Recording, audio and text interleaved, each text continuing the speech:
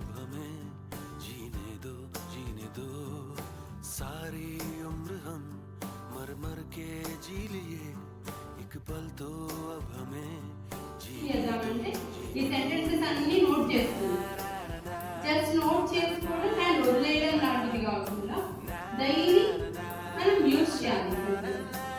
నేను కూడా కొన్ని సెంటెన్సెస్ తెలియని కూడా నేను కొన్ని నేర్చుకున్నాను. ఐ లర్న్ ఇప్పుడు మనం టెక్నాలజీ యూజ్ చేసుకొని మనం చాలా విషయాలు తెలుసుకుంటున్నాం కాబట్టి సో ఫస్ట్ ఈ వీడియో చూసి మనం కొన్ని సెంటెన్సెస్ని నోట్ చేసుకుందాం. ఒక ప్రాసెస్ ఉంది, చూద్దాం ఇక్కడ ఒకసారి.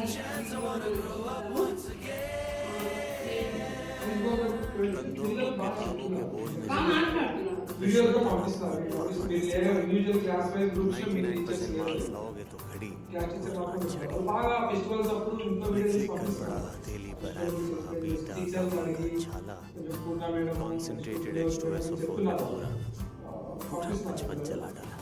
बचपन तो गया जवानी भी गई एक సో ఫ్రెండ్స్ మన class room English video lesson తర్వాత అలాంటి వీడియో క్లాస్ రూమ్స్ గురించి స్కూల్ గురించి మరికొన్ని వీడియోస్ చేయించాలని మన ఫ్రెండ్స్ అడగడం జరిగింది.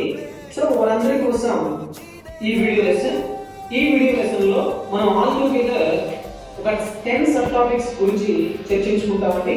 ఫస్ట్ వన్ గ్రీటింగ్ వర్డ్స్, ఎలా గ్రీట్ చేయాలి, ఆస్కింగ్ ఇన్ఫర్మేషన్, వివిధ సందర్భాల్లో ఇన్ఫర్మేషన్ ఎలా అడగాలి స్టూడెంట్స్ ని అనే దాని గురించి ఆరేడు ఇది ఒక 45 మినిట్స్ ఉంటుంది. దాని తర్వాత 2 అవర్స్ ఇంగ్లీష్ సంబంధించి ప్రతి ఒక్కరు పార్టిసిపేట్ చేయాల్సింది.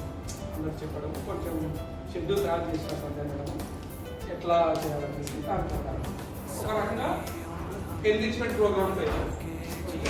మనకు ఏమన్నా ల్యాక్ అవేర్నెస్ స్కిల్స్ మెరుగుపరుస్తారు ఇంగ్లీష్ విషయంలో విత్ రెస్పెక్ట్ ఇంగ్లీష్ ఓకే మిగిలిన సబ్జెక్ట్స్ కాదు ఎలా అనేది.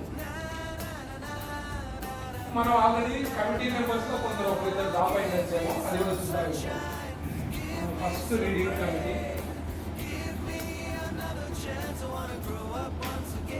వీళ్ళందరిలో నాకు లేదు కదా, ఈ 4 మెంబర్స్ ఓకే. వీళ్ళ వల్ల ఒకరిని రిప్లేస్ చేయండి. ఎవరైనా రాసుకొని ఆ 5th మెంబర్ని ఒకరిని రిప్లేస్ చేయండి.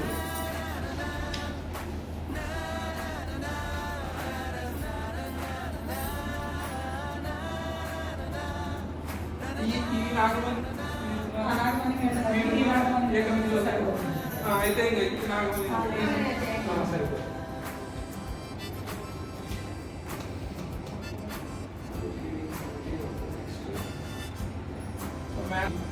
ఓకే వీళ్ళందరూ ఉన్నారు.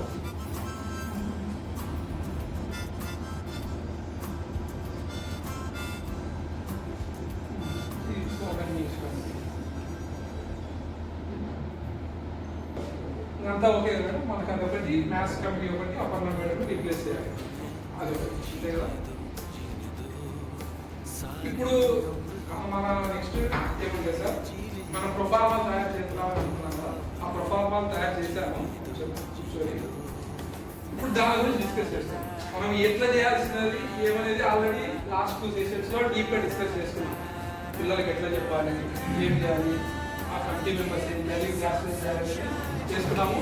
అండ్ వన్ గుడ్ థింగ్ ఏమంటే ఈ ఫార్మాట్స్ ఒకటి రాయలేదు కానీ వీలైనంత వరకు అందరూ చేస్తున్నారు. నేను అర్థం చేశాను. మెయిన్గా ఈ ఇయర్ 2 విషయాల్లో బాగా ఇంప్రూవ్మెంట్ కనిపిస్తుంది. ఒకటి డిసిప్లిన్, మంచి ఇంప్రూవ్మెంట్ ఉంది.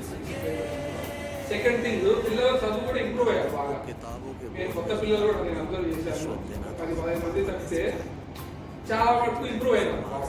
లాంగ్వేజ్లో కానీ ఈవెన్ మ్యాథమెటిక్స్ ఆ విషయాల్లో బాగా ఇంప్రూవ్మెంట్ ఉంది. దానికి అందరికీ థ్యాంక్ యూ, కంగ్రాచులేషన్స్. అఫీషియల్ ఎందుకంటే డిసిప్లిన్ రిలవెంట్ ఉంది. డిసిప్లిన్ విషయంలో ఈవెన్ యూనిఫాము, ఐడి కార్డ్స్ అన్నీ కూడా బాగా వేసుకొస్తున్నారు.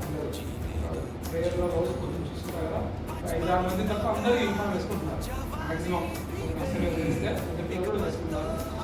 అది మీరు చెప్తున్నారు, ప్రేయర్లో చెప్తున్నారు. అందరూ క్లాస్లో ఇంకొంచెం స్ట్రెస్ చేయండి. అదంతా మీరు చెప్పడం వల్లనే వాళ్ళు వేసుకొస్తున్నారు.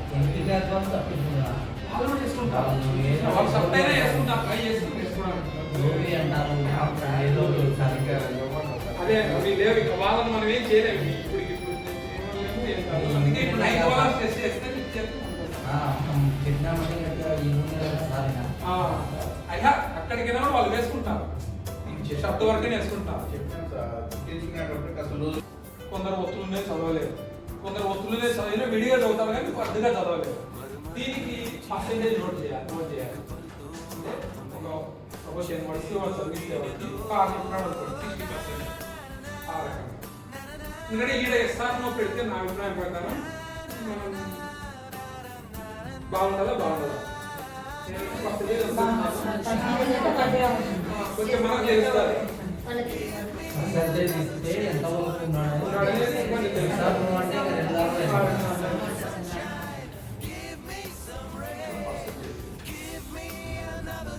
Same sentence percentage overall reading ఇది ఆటోమేటిక్గా మనకు ఇవన్నీ బేస్ చేసుకొని ఓవరాల్ గా